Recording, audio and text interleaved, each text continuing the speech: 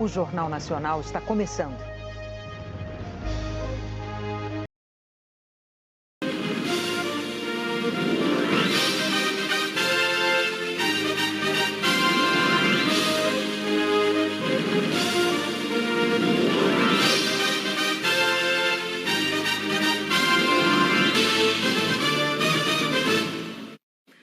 Um estudo do Ministério da Saúde concluiu que 3 em cada 4 focos do mosquito da dengue estão dentro da casa dos brasileiros. Os sintomas chegaram há 6 dias e derrubaram o André, que só agora começou a melhorar. Deu muita fraqueza, muita tontura, dor de cabeça, ânsia de vômito. Eu achei que eu estava com Covid. Só que aí na hora que veio o diagnóstico dengue, eu falei, não é um negócio que você espera, né? Hoje, equipes da Prefeitura de São Paulo percorreram casa por casa do quarteirão onde ele mora, em busca de focos do mosquito. No terreno de uma delas, encontraram várias larvas na caixa d'água destampada e numa lata com restos de material de construção, tudo com água parada. Eles coletaram as larvas para análise, evitando assim que em uma semana elas se tornassem mosquitos e procurassem o morador mais próximo, parte fundamental do ciclo do Aedes aegypti. O Aedes aegypti ele é um mosquito que ele se alimenta, quando a fêmea precisa pôr seus ovos, do sangue humano. Então ele sempre vai procurar estar próximo ao ser humano. O raio de ação dele é curto, normalmente se limita a 50, a 100 metros a partir daquele criadouro que ele nasce. Junto com o fumacê, em regiões com focos do mosquito, a inspeção nas residências tem se repetido em todo o Brasil. Com o calor acima da média trazido pelo El Niño e as chuvas, o número de casos disparou. São 345 mil no país, 56 mil só no estado de São Paulo. Essas visitas servem também para mostrar aos moradores que o combate à dengue depende essencialmente da ajuda da população.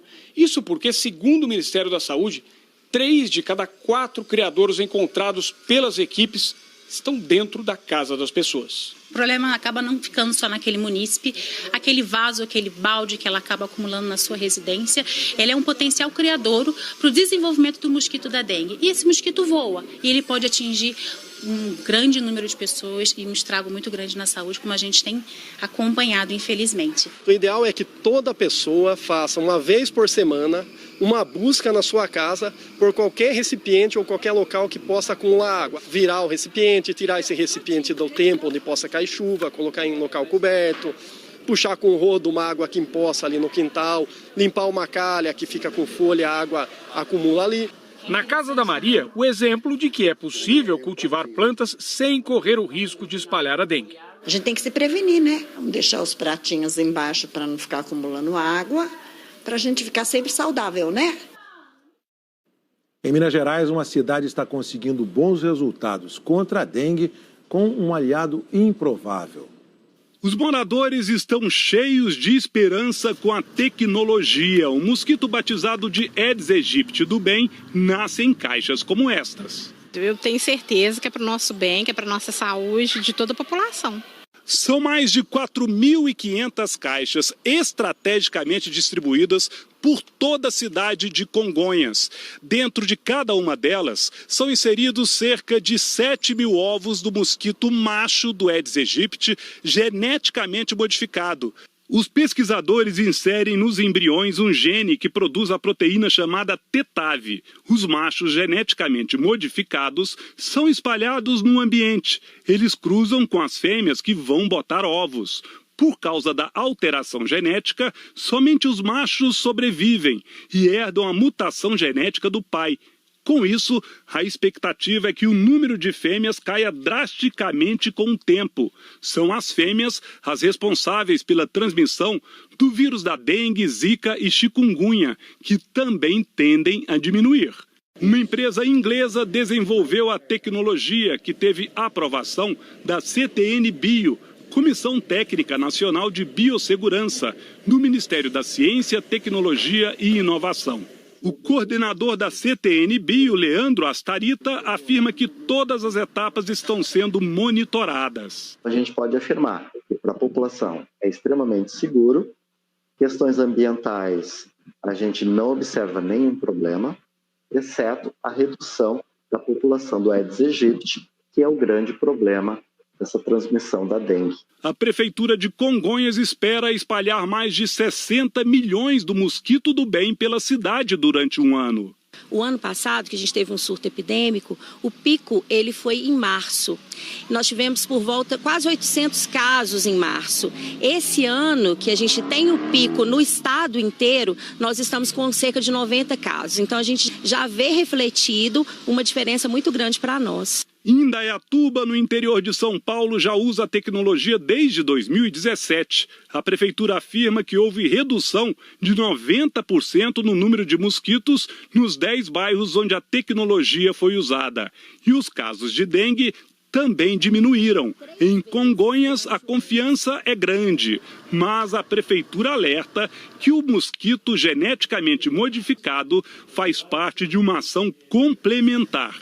A população precisa colaborar, como faz a dona Gláucia. Continuar cuidando, deixando os netinhos brincar na água e depois todo mundo virar sua vasilhinha para não deixar resíduo. É isso. Começou a funcionar hoje no Distrito Federal o primeiro hospital de campanha do país para tratar pacientes com dengue. A capacidade de atendimento vai ser de 600 casos leves por dia. Há 3 semanas, o DF decretou estado de emergência por causa da doença. A cidade do Rio também decretou estado de emergência e abriu polos de atendimento para a população. Enfermeiros e médicos fazem o primeiro diagnóstico e depois encaminham o paciente para o tratamento mais adequado. A correnteza de uma pancada de chuva em Ceilândia, no Distrito Federal, arrastou 2 pessoas hoje à tarde. Uma mulher acabou embaixo deste ônibus. Um homem acenou para o motorista não movimentar o veículo. Outro correu para procurá-la. A mulher conseguiu sair por um dos lados do veículo sem ferimentos.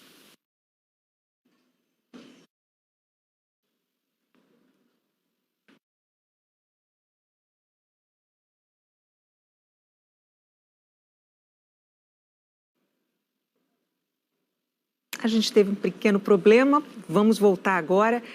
A Polícia Militar Ambiental multou o empresário em R$ 9.600.000 por ter começado um incêndio na Serra do Amolar, no Pantanal de Mato Grosso do Sul. O empresário é dono de uma pousada e não teve o nome revelado. O fogo destruiu 2.400 hectares de vegetação nativa e agora, segundo o Corpo de Bombeiros, está controlado. O presidente do Chile decretou luto oficial hoje e amanhã por causa dos mortos nos incêndios florestais que atingem o país desde quarta-feira. 122 pessoas morreram na região turística de Valparaíso, a mais afetada. 32 vítimas foram identificadas. O fogo danificou quase 15.000 residências e deixou milhares de desabrigados. O chefe de Defesa Nacional declarou que há indícios de que os incêndios foram causados propositalmente. 165 focos estão ativos em 10 regiões. O secretário de Estado americano Antony Blinken chegou hoje à Arábia Saudita. É a 5ª viagem dele ao Oriente Médio desde o começo da guerra de Israel e Hamas, lá em Gaza. Blinken também terá encontros com líderes do Egito, Catar, Israel e Cisjordânia. O objetivo é evitar um espalhamento do conflito na região e discutir propostas para um cessar-fogo e para a liberação dos reféns que ainda estão em Gaza. Começou hoje, na Espanha, o julgamento por estupro do ex-jogador de futebol Daniel Alves. A primeira das 3 audiências durou 6 horas. Logo no início, a defesa de Daniel Alves pediu a anulação do julgamento, alegando que ele não teve direito ao devido processo legal durante as investigações e que o vazamento de informações pela imprensa criou um julgamento paralelo por parte da opinião pública. Mas os 3 juízes do caso não viram irregularidade e deram sequência ao processo. Em seguida, aceitaram o pedido da defesa para que Daniel Alves preste depoimento depois de todas as testemunhas e não hoje, como estava previsto. O brasileiro é acusado de ter estuprado uma mulher no dia 30 de dezembro de 2022 em um banheiro da boate Sutton, em Barcelona. Ele foi preso em 20 de janeiro de 2023, logo depois de prestar depoimento pela primeira vez. Desde então, Daniel Alves mudou de versão 4 vezes e a justiça espanhola negou 4 pedidos de liberdade provisória. O risco de fuga foi o principal argumento, já que o Brasil não extradita cidadãos brasileiros. O caso Robinho foi usado como exemplo. A Justiça da Itália o condenou em última instância por estupro em 2022, mas o ex-atacante segue em liberdade no Brasil. Depois do término das investigações, o Ministério Público espanhol pediu prisão de 9 anos para Daniel Alves. A pena máxima para este crime na Espanha é de 12 anos. O primeiro depoimento do dia foi o da denunciante. Para proteger a identidade dela, este será o único depoimento de todo o julgamento sem o acompanhamento de jornalistas. Além disso, a imagem e a voz da mulher foram alteradas e em nenhum momento houve contato visual entre Daniel Alves e ela. As primeiras 5 testemunhas se manifestaram na sequência. Entre elas, um dos funcionários da boate, que confirmou ter visto a denunciante chorando logo depois do suposto crime. A prima, que a acompanhava na boate, contou que a mulher está tomando remédios antidepressivos e que não consegue trabalhar desde então. O julgamento vai terminar na quarta-feira, mas ainda não existe previsão de quando a justiça espanhola vai divulgar a sentença. Hora de saber a previsão do tempo para os próximos dias. Aqui está ela, Eliana Marques. Boa noite, Eliana.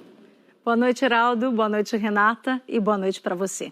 O calor predomina em todo o Brasil. Amanhã a previsão é de 36 graus em Boa Vista e Teresina, de 34 em Vitória e no Rio de Janeiro e de 33 graus em Cuiabá e Palmas. Em Aracaju, 31, em Curitiba, 29. Poucas áreas têm possibilidade de tempo firme o dia todo, somente as que estão em amarelo, do sertão da Paraíba ao sul do Piauí, no sul do estado de São Paulo, no centro-oeste de Santa Catarina e na maior parte do Rio Grande do Sul.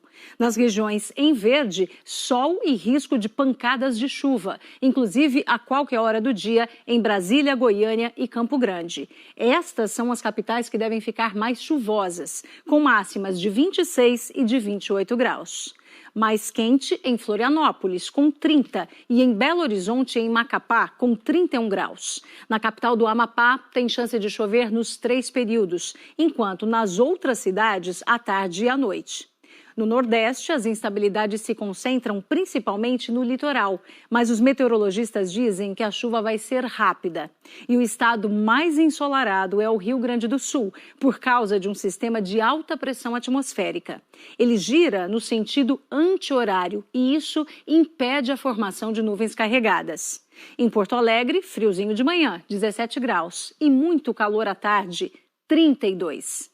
Em São Paulo fica parecido, os termômetros variam de 18 a 30 graus. E atenção, estes 5 milímetros sugerem pouca chuva, porém com um tempo tão abafado não dá para descartar fortes pancadas de verão num ponto ou outro. E até domingo, esta é a tendência da chuva pelo país. Onde está azul escuro e rosa é onde deve chover mais. Caso do oeste do Amazonas, do sul e leste de Mato Grosso do Sul, de Mato Grosso, também de Goiás, do sul do Pará, do Tocantins, do Maranhão, do oeste da Bahia e mais ainda da metade norte de Minas Gerais. É lá que fica Montes Claros, que tem possibilidade de registrar 100 milímetros de chuva de quarta-feira até sexta. Essa quantidade é equivalente à média do mês, mas em apenas 3 dias. Em Belo Horizonte pode chover a metade do normal para fevereiro e os dias mais chuvosos devem ser a quarta-feira e também a quinta. Para você, até amanhã, Heraldo e Renata. Amanhã, Eliana, obrigada. A seguir, a maternidade brasileira que funciona num hospital de lona.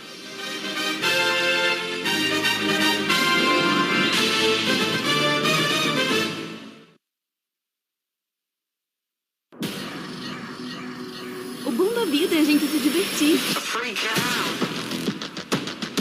Baile funk mudou a minha vida da água pro champanhe.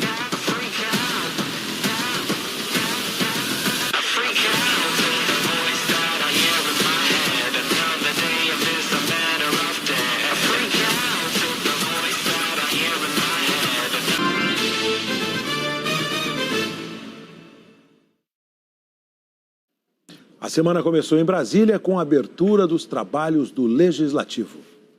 Na rampa do Congresso, o presidente do Senado, Rodrigo Pacheco, do PSD, e o presidente da Câmara, Arthur Lira, do Progressistas. O ministro Edson Fachin representou o presidente do STF, Luiz Roberto Barroso. E o ministro Rui Costa, da Casa Civil, representou o presidente Lula. Como de praxe, Lula mandou uma mensagem do Executivo ao Congresso. No texto, lido pelo primeiro secretário da Câmara, deputado Luciano Bivar, do União Brasil, o presidente afirmou que a seriedade na condução da política econômica possibilitou que 2023 fechasse com inflação baixa e dentro da meta. E destacou a aprovação do marco fiscal, a nova regra de controle dos gastos públicos e a promulgação da reforma tributária. Ele não elencou as prioridades para 2024, mas ressaltou a disposição de dialogar com os parlamentares. O diálogo é condição necessária para a democracia. Diálogo que supera filiações partidárias, que ultrapassa preferências políticas ou disputas eleitorais, que é, antes de tudo, uma obrigação republicana que todos nós, representantes eleitos pelo povo, temos que cumprir. E por isso que o governo federal reforçou, desde o primeiro dia do ano passado, a interlocução de alto nível com os mais diversos setores da sociedade. O ministro Edson Fachin entregou a mensagem do Judiciário, defendendo a autonomia dos poderes. Não podemos, como juízes, carregar nossas paixões, nem deixar de ouvir as partes. As virtudes da equidistância e da imparcialidade que como juízes devemos, para tanto, cultivar, são em boa medida diferentes da política, mas é justamente aí que reside a harmonia entre os poderes. Ao judiciário, o que é do direito, ao legislativo, o que é do parlamento, ao poder executivo, o que toca à administração pública. O presidente Arthur Lira, do Progressistas, disse que a Câmara não será omissa. Em um ano marcado pelas eleições municipais, cobrou o cumprimento de acordos entre o Executivo e o Legislativo. E ao se referir ao orçamento da União, disse que os parlamentares não são carimbadores.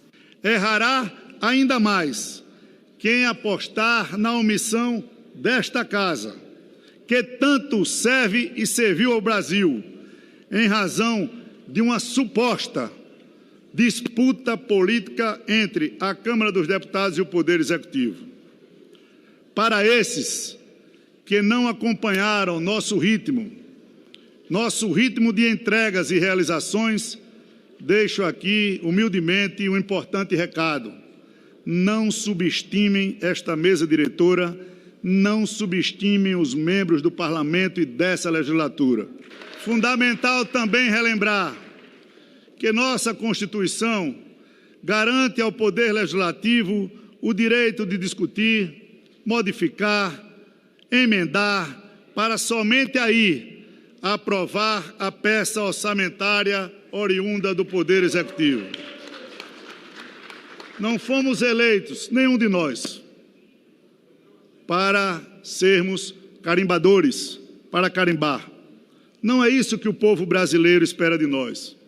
Espera-se isso sim, independência e somatório de esforços, sempre a favor do nosso país.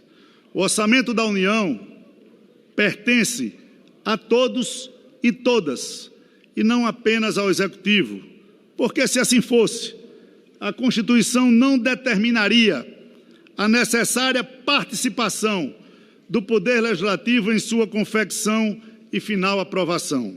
O orçamento da União para 2024 foi aprovado pelo Congresso com aumento nos valores das emendas, verba com destino escolhido pelos parlamentares, de 37 para 53 bilhões de reais. Ao sancionar, o presidente Lula vetou 5 bilhões e 600 milhões de reais das chamadas emendas de comissão. Em entrevista ao jornal O Globo, a presidente do PT, Gleisi Hoffmann, classificou o aumento das emendas como ultraje e disse que a sociedade precisa pressionar o Congresso para conter o avanço na gestão do orçamento. Deputados e senadores ainda vão analisar no plenário o veto do presidente Lula. O presidente do Senado, Rodrigo Pacheco, do PSD, destacou a autonomia parlamentar e de expressão e destacou as prioridades para este ano. Estaremos atentos à reformulação do sistema eleitoral, codificando de uma maneira definitiva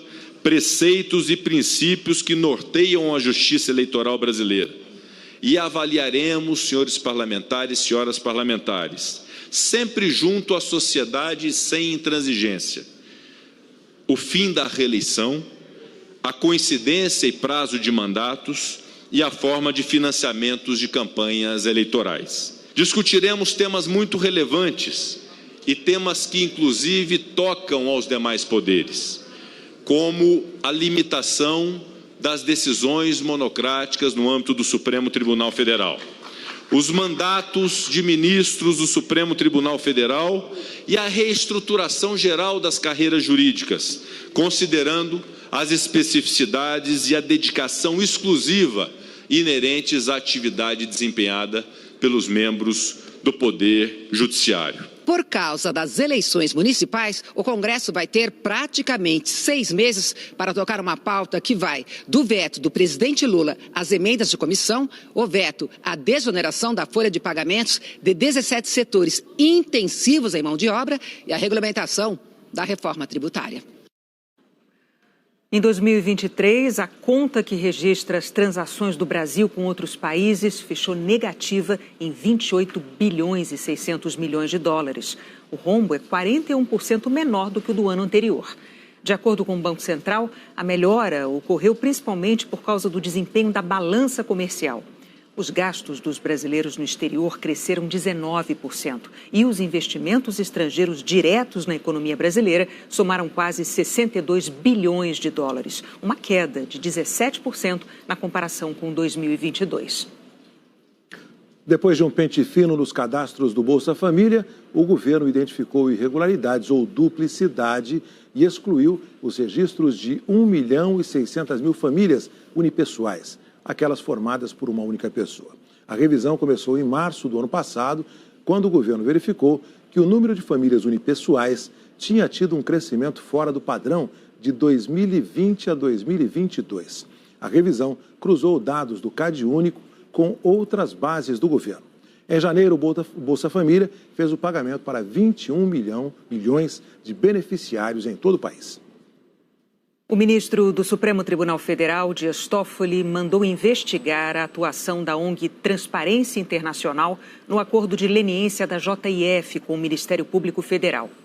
A decisão tem como base uma notícia-crime apresentada pelo deputado Rui Falcão, do PT.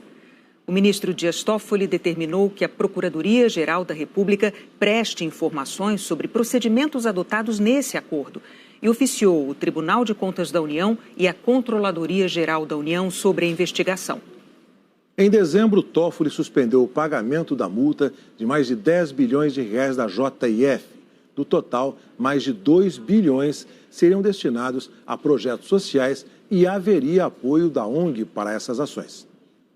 Na decisão de hoje, Toffoli disse que, ao examinar os autos, verificou fatos gravíssimos e que não passaram pelo crivo do Poder Judiciário e do Tribunal de Contas da União. E que tal providência faz-se necessária, especialmente para investigar eventual apropriação indevida de recursos públicos por parte da Transparência Internacional e seus respectivos responsáveis, sejam pessoas públicas ou privadas. Em 2020, ao esclarecer pontos do acordo entre o MPF e a JIF, a subprocuradora-geral da República, Samantha Dobrovolsky, destacou que a Transparência Internacional não recebeu e tampouco receberá qualquer tipo de remuneração pela assistência prestada, que a Transparência prestou somente auxílio no planejamento e na definição de estratégias de investimento dos recursos envolvidos, estudando formas de reparação à sociedade e propondo metodologias para a melhor execução de projetos sociais. Em nota, a Transparência Internacional afirmou que são falsas as informações de que valores recuperados através de acordos de leniência seriam recebidos ou gerenciados pela organização, que jamais recebeu ou receberia direto ou indiretamente, qualquer recurso do acordo de leniência do grupo J e F ou de qualquer acordo de leniência no Brasil. Que tampouco teria, e jamais pleiteou, qualquer papel de gestão de tais recursos. Ainda segundo a nota, através de acordos formais e públicos que vedavam explicitamente o repasse de recursos à organização, a Transparência Internacional Brasil produziu e apresentou estudo técnico com princípios, diretrizes e melhores práticas de transparência e governança para a destinação de recursos compensatórios, multas e recuperação de ativos em casos de corrupção. O relatório incluía recomendação de que o Ministério Público não deveria ter envolvimento na gestão desses recursos. O estudo e as recomendações não tiveram e não têm qualquer caráter vinculante ou decisório. O memorando de entendimento que estabeleceu esta cooperação expirou em dezembro de 2019 e não foi renovado, encerrando qualquer participação da Transparência Internacional. O STF já tem maioria de votos para condenar mais 29 réus por envolvimento nos atos golpistas de janeiro do ano passado. Eles responderam de forma individual por 5 crimes, como abolição violenta do Estado Democrático de Direito e golpe de Estado. As defesas afirmaram que não há provas suficientes. O tempo de prisão será decidido em outra data. O STF já condenou outras 30 pessoas pelos atos golpistas. A única maternidade com UTI neonatal em Roraima funciona há quase 3 anos numa estrutura de metal e lona. A maternidade utiliza desde junho de 2021 a estrutura do antigo hospital de campanha da pandemia de Covid. A Nossa Senhora de Nazaré é a única maternidade pública estadual em Roraima e hoje é conhecida da população como maternidade de lona. Denúncias de mau atendimento, falta de insumos e altos índices de mortes de bebês são parte da rotina. Foi aqui, em junho do ano passado, que o bebê da Lídia morreu após nascer prematuro de 32 semanas. Nos relatórios médicos em poder do Ministério Público, a criança precisava de cuidados especiais, como sessões de diálise, que nunca aconteceram. Segundo a mãe, na maternidade não tinha catéter neonatal, o insumo imprescindível para as sessões. Como ele era pequeno, o que tinha lá era para adulto. E para ele tinha que ser um fininho, que eles tinham feito pedido para uma clínica e estavam esperando chegar. Só que nunca chegou. No mesmo mês, os bebês gêmeos da Janice também morreram na maternidade. Insuficiência renal e respiratória. Faltou o que eu estava sabendo lá, foi o diálise, né, para fazer nisso. Que não tinha, só tinha de adulto. Pegaram e fizeram com cateter de adulto mesmo. Fizeram só em um e no outro não. Segundo o Ministério Público, no ano passado, o hospital registrou 17 mortes a cada 1.000 nascimentos, alta de 70% em relação ao ano anterior. A média nacional é de 12,9 mortes para cada 1.000 nascimentos. Em junho de 2021, o governo de Roraima fechou a maternidade para fazer obras de ampliação e reforma e transferiu os atendimentos para as instalações provisórias. A reforma duraria 6 meses, mas as obras atrasaram. E o governo prorrogou seguidamente o contrato de aluguel com a maternidade de lona, que hoje custa R$1.200.000 aos cofres públicos. A maternidade atende ainda a população indígena, refugiados da Venezuela e imigrantes da Guiana, além de pacientes graves de hospitais particulares. Nenhum deles dispõe de UTI neonatal. O Ministério Público cobra do governo do estado a ampliação do atendimento e a construção de outra maternidade. Porque não é possível você dar o melhor tratamento, a melhor atenção com essa demanda tão alta e com essas situações de medicamentos, insumos e a estrutura que nós temos ali. O secretário de Saúde de Roraima disse que as reformas da maternidade serão concluídas em março e o novo prédio será entregue à população. Não é a estrutura física tão e somente que vai resolver o problema.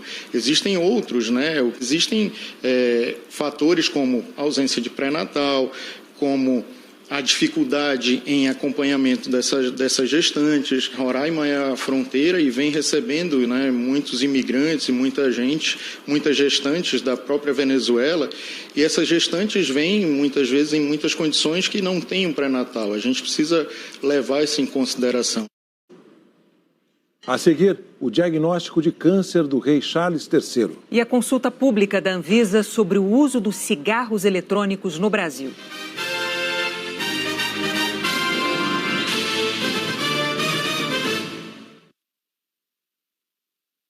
Chegou o Mercado Play. Dizem que é grátis, mas só de assistir uma série policial já tem um custo. Nem no vizinho da frente eu confio mais.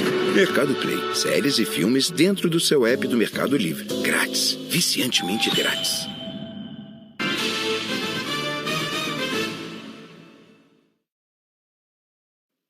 A seleção brasileira perdeu para do Paraguai na estreia do quadrangular final do pré-olímpico de futebol. Peralta marcou de cabeça o gol do jogo. Paraguai 1-0. A seleção vai enfrentar a Venezuela na quinta-feira. O Corinthians demitiu o técnico Mano Menezes depois de 4 derrotas em 5 jogos. Essa foi a terceira passagem de Mano pelo time paulista. Alunos da rede pública do Rio de Janeiro retomaram as aulas com uma restrição. Eles não podem mais usar o celular dentro do colégio, nem mesmo no intervalo. A mãe espera que o mesmo telefone usado para registrar a entrada na escola não prejudique a educação da Antônia no futuro. Atrapalha, com certeza. Eu sei porque eu sou professora. Eles saem da aula dizendo que vão ao banheiro beber água e não vão. Eles vão usar o celular. A medida submetida à consulta pública no ano passado recebeu amplo apoio dos responsáveis. Bom dia! O professor Sérgio explicou em sala o decreto da Prefeitura do Rio. Tirar o som para deixar guardadinho, mudo dentro da mochila, tá? A gente presta mais atenção sem ele. Eu uso muito celular, então é um pouquinho difícil ficar sem. Gosto muito. Tão nervoso assim ficar sem? Dá. Existem algumas exceções. Celulares podem ser usados, por exemplo, por alunos com deficiência ou condições de saúde especiais e em caso de autorização expressa do professor para fins pedagógicos. O nosso celular vai ser utilizado nos momentos específicos da nossa aula, não de forma generalizada. O uso de celulares em sala de aula já estava proibido aqui nas escolas municipais do Rio desde o ano passado. Agora, o novo decreto impede também que eles utilizem os aparelhos no recreio e nos intervalos. Isso porque estudos internacionais recentes mostram que o uso excessivo da tecnologia atrapalha e muito a convivência, a interação entre os colegas. Escola é o espaço que eles têm para interação, para conversar com os colegas, fazer amizade. Hoje, o governo de São Paulo bloqueou o acesso a redes sociais e plataformas de streaming nas redes de internet das escolas estaduais. Medidas semelhantes já foram adotadas em países da Europa e em alguns estados americanos. A Organização das Nações Unidas para a Educação, a Ciência e a Cultura alerta para o uso excessivo das telas. As mídias sociais impactam o processo formativo dos jovens.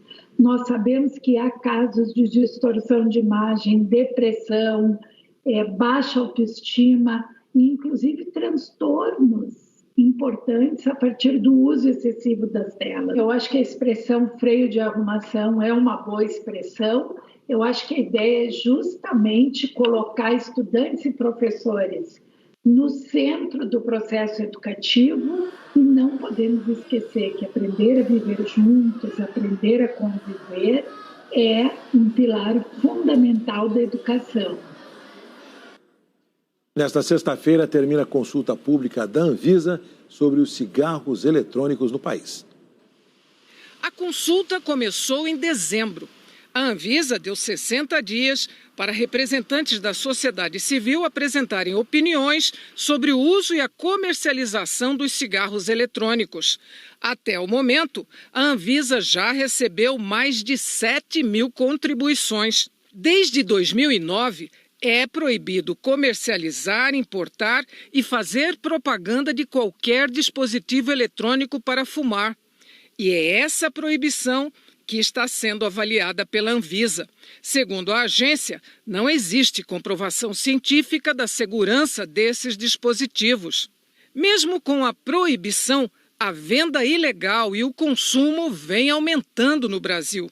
Não é difícil encontrar gente fumando os chamados vapers, pods e cigarros eletrônicos, a maioria jovens.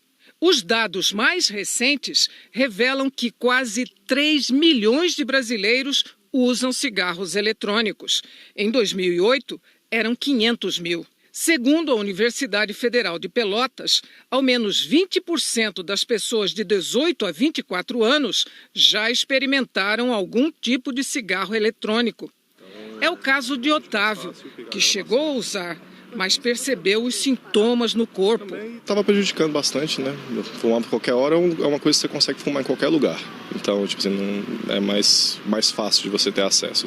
Eu parei, né, depois de um tempo, mas tinha bastante sensação de pigarro e um pouco de cansaço também. Acho que pelo excesso da fumaça que ele manda, né? O resultado da consulta pública vai ser analisado pela Gerência Técnica da Anvisa, que consolida os dados, envia para a Advocacia Geral da União e só depois o texto chega ao relator do processo. E tudo ainda tem que passar pelo crivo da diretoria da agência. Isso vai levar alguns meses. A Associação Brasileira da Indústria do Fumo afirmou que a proibição existente atualmente no Brasil tem somente um beneficiário: o mercado ilegal. A associação disse ainda que a proibição brasileira ignora as evidências científicas independentes e a experiência dos mais de 80 países em que a regulamentação é realidade. A presidente da Sociedade Brasileira de Pneumologia, Margarete Dalcomo, é a favor de manter a regulamentação atual que proíbe a comercialização e a venda em todo o território nacional. Ela faz uma advertência, citando exemplos internacionais. Países que autorizaram a venda e o uso de cigarros eletrônicos estão revendo essa decisão. Todas essas substâncias não foram criadas para o que nós chamaríamos para o bem. Elas são objetos e muito, de certa maneira, muito glamurosos, mas que certamente fazem muito mal. E muitos países dessas dezenas que já liberaram a comercialização estão voltando atrás. O próprio Reino Unido, que liberou sob o argumento de redução de danos, isto é, fazendo o uso de cigarros eletrônicos uma etapa intermediária para interromper o vício de fumar, na verdade está vendo, já concluiu que isso não resulta numa, digamos assim, num bom resultado. O argumento de que se regulamentar de novo, ou seja, mudar a regulamentação, nós saberemos de que eles são constituídos, não vale. Nós sabemos que esses cigarros eletrônicos são constituídos de centenas de substâncias que levam à adição pela nicotina, que é a coisa que mais rapidamente gera vício, e centenas de outras substâncias que nem nós, cientistas, sabemos do que faz parte esses dispositivos. A Associação Médica Brasileira afirma que, devido à nicotina, crianças, adolescentes e jovens que experimentam esses dispositivos têm um risco de iniciação no uso de cigarros convencionais 2 a 3 vezes maior do que aqueles que não os experimentam. Segundo a AMB, o uso de cigarro eletrônico foi associado como fator independente para a asma, aumenta a rigidez arterial em voluntários saudáveis, sendo um risco para infarto agudo do miocárdio, da mesma forma que o uso de cigarros tradicionais. 12 entidades médicas, como a Sociedade Brasileira de Oncologia Clínica e a Sociedade Brasileira de Pediatria, divulgaram nota defendendo que seja mantida a proibição da venda dos cigarros eletrônicos. Afirmaram que estudos científicos internacionais comprovam os malefícios desses dispositivos, como inflamações pulmonares perigosas e câncer de pulmão. E concluíram: os cigarros eletrônicos não podem reverter décadas de esforços da política de controle do tabaco no país. A pneumologista Margarete Dalcomo alerta: o estrago feito pelo cigarro eletrônico aparece com o tempo. Nós vamos começar a ver pessoas de 30 anos com enfisema pulmonar, com câncer do pulmão, doenças que nós estamos habituados a ver na 6ª ou na 7ª década de vida. Então, essa é a consequência. Nós já estamos vendo no Brasil, inclusive, adolescentes com 16 anos, particularmente já recebi, com danos pulmonares irreversíveis. O Palácio de Buckingham informou hoje que o rei Charles foi diagnosticado com câncer. O comunicado não revelou qual tipo nem o estágio da doença, mas informou que o câncer foi descoberto durante um procedimento médico na próstata a que Charles foi submetido no mês passado. O texto oficial afirma que Sua Majestade começou hoje um cronograma regular de tratamentos e que foi aconselhado pelos médicos a adiar compromissos públicos. Ao longo deste período, Sua Majestade vai continuar cumprindo as obrigações de Estado como de costume. O comunicado diz ainda que o rei optou por compartilhar o diagnóstico para evitar especulações e na esperança de que isso possa ajudar na conscientização pública em relação àqueles que são afetados pelo câncer no mundo todo. Charles foi coroado em maio do ano passado. Não tem nenhum ano. Um dos poucos detalhes divulgados pelo Palácio é que o câncer não é na próstata. O monarca estava em viagem aqui pelo Reino Unido e voltou hoje para Londres, onde começou o tratamento. O primeiro-ministro britânico, Rishi Sunak, publicou uma mensagem desejando uma completa e rápida recuperação à Sua Majestade. Não tenho dúvidas de que ele vai voltar com força total em pouco tempo. Segundo a rede britânica BBC, o príncipe Harry, filho do rei, que renunciou às funções reais e hoje vive nos Estados Unidos, conversou com Charles e vai viajar para vê-lo no Reino Unido nos próximos dias. A última aparição pública do monarca foi ontem. Ele sorriu e acenou para as pessoas. Charles diz que está totalmente positivo em relação ao tratamento e que espera retomar a agenda completa de trabalho o mais rápido possível. O Jornal da Globo é depois de Tela Quente.